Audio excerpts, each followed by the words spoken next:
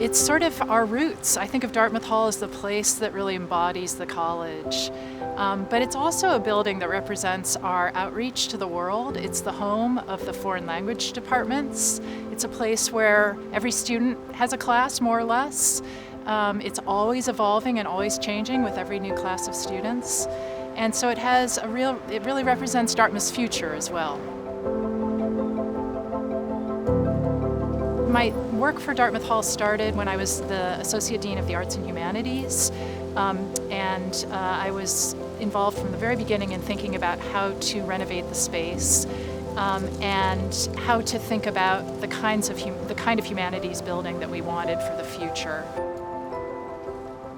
I mean, the most exciting thing to me about the building is the combination of fabulous new classroom spaces that will really allow our students to have a state-of-the-art classroom experience in this venerable old building.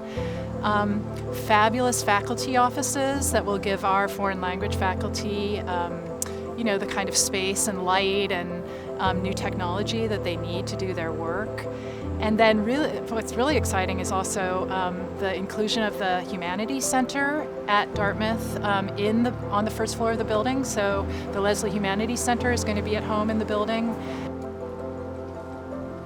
105 Dartmouth has been really transformed into a multi-function space that will be used for teaching and for lectures and for performances. What's unique about this particular project is the way that we both honor the women who have supported it through putting their names on the wall and recognizing them for their generosity.